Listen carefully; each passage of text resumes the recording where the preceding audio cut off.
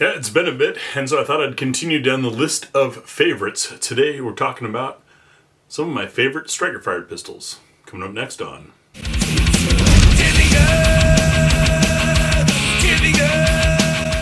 And now this truly is favorites, not a top 5, because I don't believe in top 5 clickbait. However, I've been asked several times over the years to list my favorites, and that's very difficult to do having reviewed more than 500 guns. However, I did scroll back through and look at the last couple years of videos, at least those that YouTube hasn't deleted yet over on the main channel. And the ones that really popped out in my head, for one reason or another, I was able to categorize them into a few categories. This is the third video in that series, and for each one, of course, there's also more information over at my site. I can't say the name on YouTube for whatever reason, because freedom. However, I think you guys know where to go. But there you'll be able to get specs, availability, pricing, see the full reviews, all that kind of stuff. So, with all of that out of the way, let's get started. So what makes a favorite? Especially when we're talking strikers, is it the trigger? Well, not always. And the first example, I think, speaks to that. The SIG 365 Fuse. Now this has the Icarus Air, I believe they're calling it, the polymer grip module from Icarus on it. I also have a DPM system recoil assembly in here, which makes this thing absolutely dynamite. And while it's my favorite, the trigger, I'm sure many of you are familiar, is not great. We've got some light take up and some mush and some more mush, and then it kind of goes without there ever really being a wall. Does that matter? Not really. If you shoot enough, shoot often enough, and learn your gun, it really doesn't matter. If I don't go super slow, get rid of the take up, break. Just as good as a nice crisp single action 1911. So the trigger doesn't bother me. What I like about this gun, and what made it one of my favorites, was how well it shoots and how well it fits my hand. Now, of course, those two things are both modifications I've made to this gun. Out of the box, the fuse was pretty good, but with this grip module on it, you notice it wraps right up. That integrated mag well hits on my pinky, and my thumb hits this ledge very nicely. The DPM system recoil assembly, of course, did wonders for recoil and smoothing out the rhythm of the gun. However, I still have a very thin gun, as the fuse was originally intended to be, and you've got good barrel length for 9mm. That makes this a great all-around pistol, and among striker guns, one of the things that I think if I had to pare them all down and get rid of a bunch, this would be one of the ones that I keep. So that's why it's on this list. These are in no particular order if I haven't said that already. Next on there is the Gram Power Q100. This happens to be one of the Mark 23s, the current generation. These are available in other sizes as well.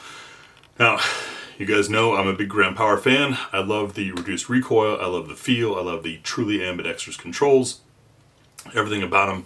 They're striker guns. When they first came out, the very first batch, and I've got one of those in the Mark 12s, the trigger was almost scary, a little too light and short. They revised it, and what's in this Mark 23 is that revised version. And what I love about it, I'll use my left hand to show you here, is it's almost like a two-stage rifle trigger.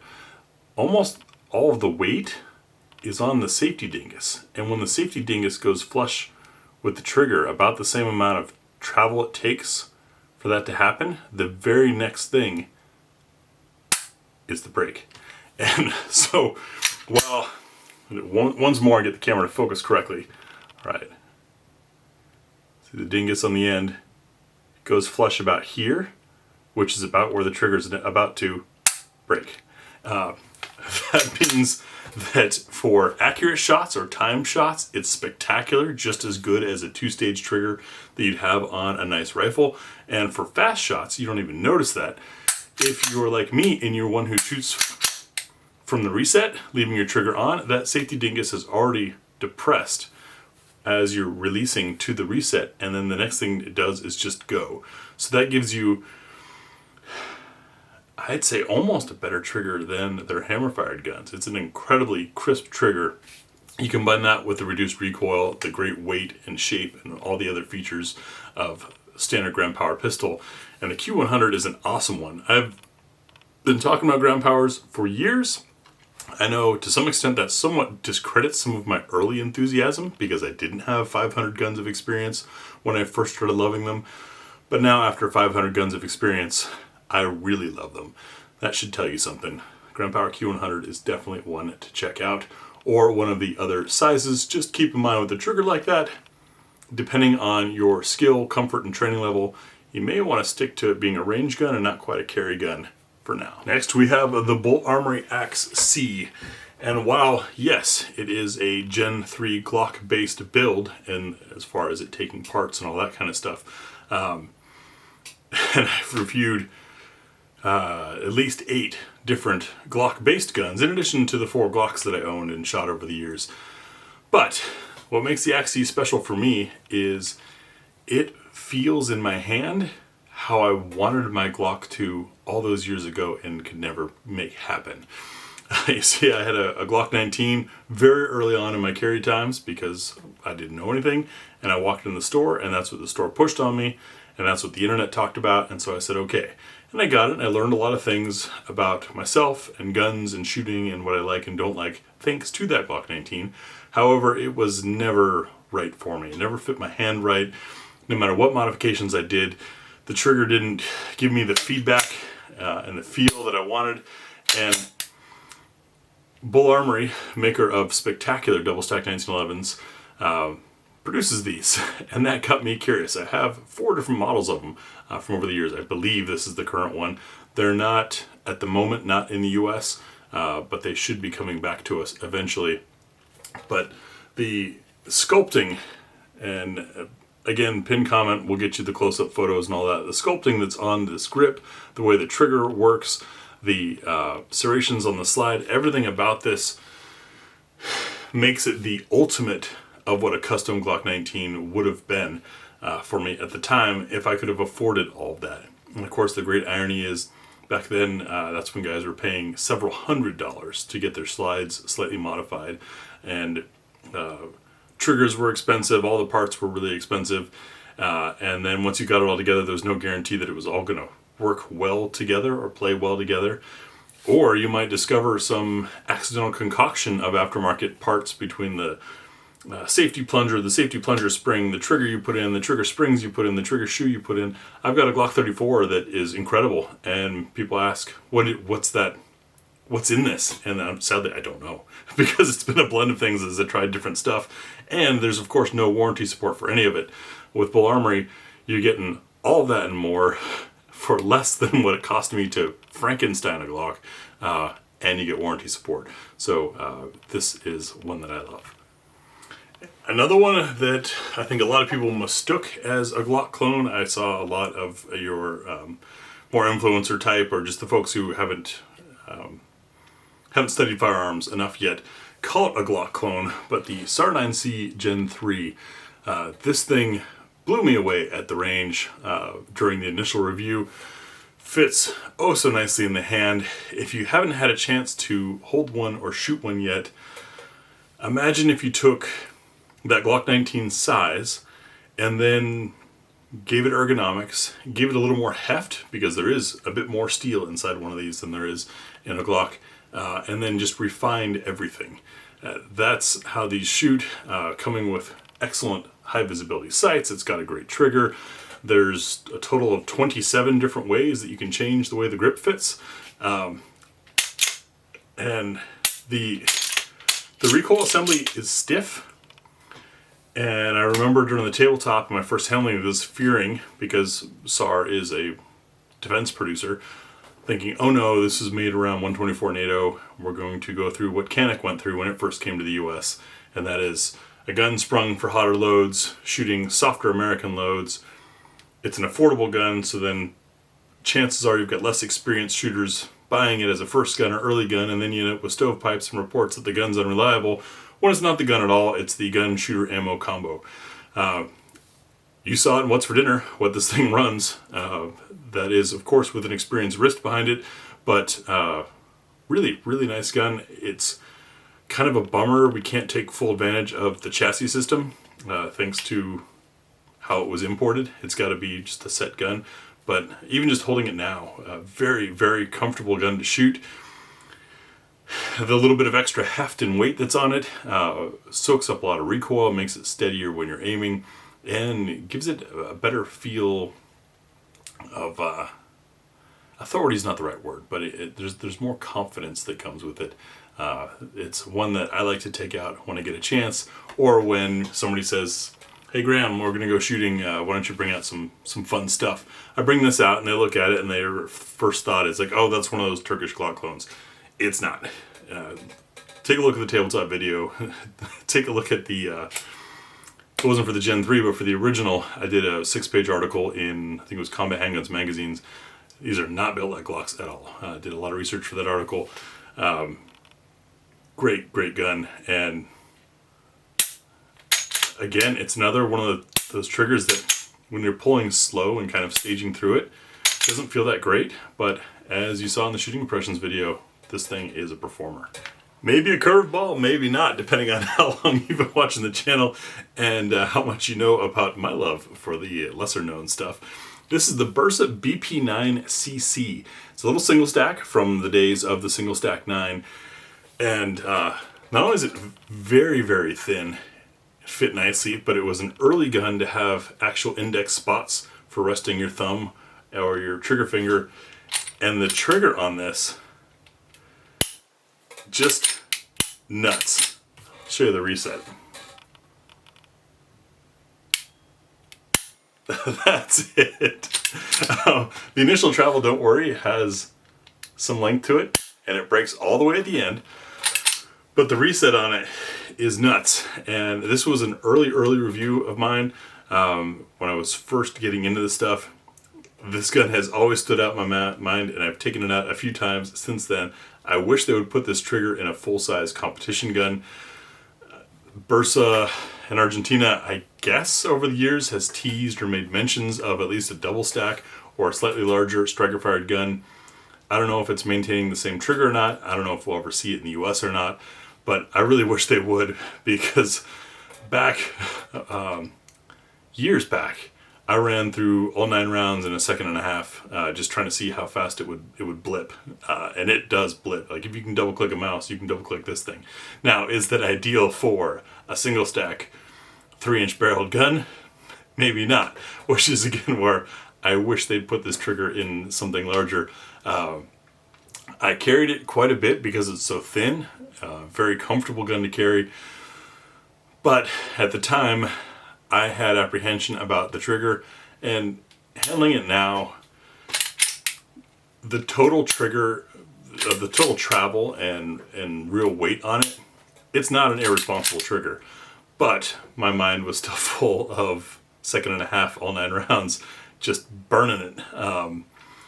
And that's no good, because when it's all 9 rounds, that means you're out. And of course, reloading single stacks takes a bit more practice than double stacks, and I'd rather not have to reload if I didn't need to. Ambidextrous magazine release was just another thing that I loved about it, because I like using my middle finger on the firing side hand instead of risking changing my grip, though on a gun this thin, of course, you don't have to change your grip for it. But very interesting pistol, and I think these are still around at rather affordable prices, because they never really took off. I don't think people gave them the attention that they deserved, but it's a favorite of mine. Now, of course, we can't talk about great striker-fired guns without talking about Caniks. For me, it's the METE SFx. The entire METE line is really good. I really like all of them. The SFX was sort of my introduction to the METE line and all the features that come with it. And for me, I mean, I've said ad nauseum, but longer slides have a different recoil impulse, and it's one that I find particularly easy to control and easy to do great things with. You take that, plus the trigger, the enhanced ergonomics, the magazine while keeping my pinky in place that was introduced with the SFX, or with the METE line, and it just makes for a great shooter. You see, I haven't put a dot on it because I haven't felt the need to put a dot on it. There, of course, since then have been the Rival and other models that have further enhancements on it. Those are probably more competition oriented, and a slide length this long deserves to be in competition, so maybe those have overshadowed the SFX, but for just a great, solid, awesome, fun gun, the METE SFX takes the cake for me, especially because it's somewhat understated. Compared to the Rival and the TTI Combat and all that, it's not as flashy. You do have some weight reduction on the front of the slide that stands out a little, hints that it might be competition, but it's not try hard. I'm not saying the others are, but you guys know what I'm talking about. Like we all have a tolerable level of slide cuts before it's like, man, what are they trying to make up for, kind of thing. But it, of course, for this is functional in that that weight reduction helps keep weight off, reciprocating weight off the nose, which makes for a flatter shooting gun, as well as balance out the implied weight that would be put on when you throw an optic on there to make sure the thing still cycles smoothly. The Mete line, for me, is where Canik finally broke away from being kind of an alternate universe Walther and became really its own design. The way it's constructed and some of the feature sets and things really make it a different gun, which is another thing that made me happy about, because I'm a Walther fan as well, and it was rough appreciating Walther and then appreciating somebody who was, kind of looking over their shoulder as far as design cues, at least in the beginning.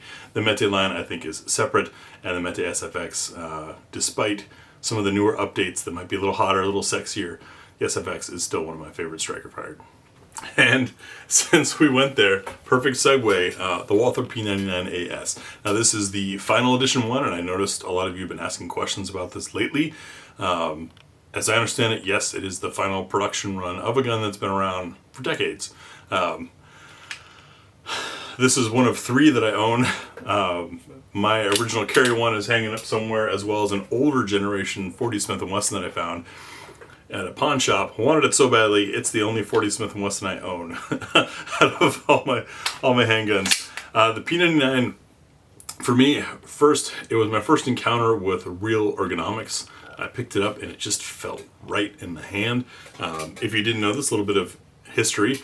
The Walther P99 was also the first handgun to offer interchangeable backstraps. That was a Walther invention, and the P99 is where it first came about. The paddle magazine release, I love, for exactly what you just saw there. My hand is not shifting at all, aside from the middle finger to drop, which I really appreciate. And then the trigger on these things is incredible, especially as a defensive trigger. It was unfortunately, I think, misunderstood in the US market, or maybe required enough training to appreciate it, but not so much training that you didn't need it anymore or felt you could move past it. But there are 3 trigger modes on the P99 AS. As it's set now, completely decocked, with that button pushed, there's a button up top that decocks it. You see the striker is gone. We now have a full, do this left hand, a full double action pull that is repeatable, and on the back you can watch the striker protrude and then drop. That's the decock mode. Now after that fires, it's now in single action with a pre-cock striker. We have this little anti-stress, easy, lightweight take up to that click. See the trigger stop there, and from here we are finishing arming the striker and releasing. The reset is that famous Walther 1/10 of an inch for another crisp. You can, so to demonstrate the 3 trigger modes, you can have it like this, trigger forward but striker armed. You can decock it and have it in a complete double action, or you can leave the trigger rearward with it cocked. So effectively 3 trigger methods. Spectacular. It made me a lot more comfortable carrying a striker fired gun. I shot a lot of great groups with mine, took it to front sight numerous times, ended up trading the sights. I changed the recoil assembly, things like that. It's where I was coming out of Glock still thinking if I change things will be better. And in the end, just out of the box, it's a great gun. Currently, as of the time I'm filming this, the last of these are being blown out. I think they intended for them to be available for about a year or so, and there's still some left around. Plus, the whole industry's hurting, so sales are down. So you can now get these almost half the price that they launched with, because the final edition does come with a nice little case and all that kind of thing. But It's a darn good piece. It's a historical piece, got some interesting developments in handgun design in it, and unfortunately it's got a lot of features that I think are awesome that never really took off in the market, so you're probably not going to see them again, at least not for, I don't know, another few years until that stuff gets popular again. I don't know. You guys have asked, and there they are. Those are my favorite strikers, just flipping back through the last couple years worth of stuff, things that popped out in my mind. It doesn't mean that guns not on this list aren't my favorite guns or aren't good guns. These are just the ones that stood out that I thought I'd throw into this. If you are curious or want to know more about any of these, of course, check the pinned comment. That's where I can house all that stuff free from censorship because I pay to house that site. So I own the content, and I can, yeah, it doesn't get messed with anyone else. I would love to hear in the comments what your favorite strikers are, if any of these are yours, if you've tried any of these and didn't like them. I'm curious to hear that as well, and what you prefer better and why. Thanks for watching.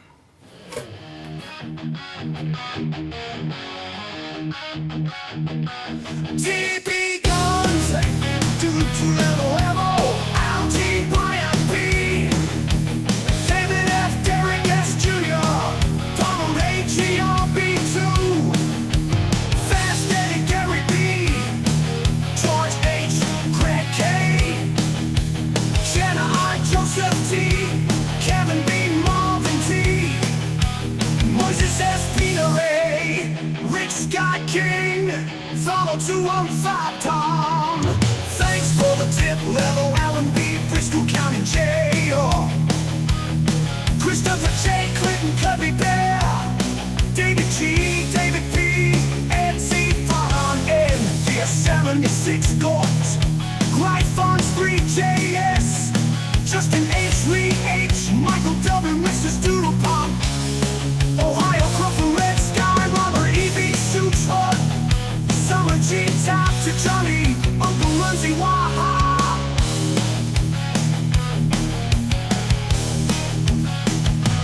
Keeping things honest level, Adrian H, Brad M,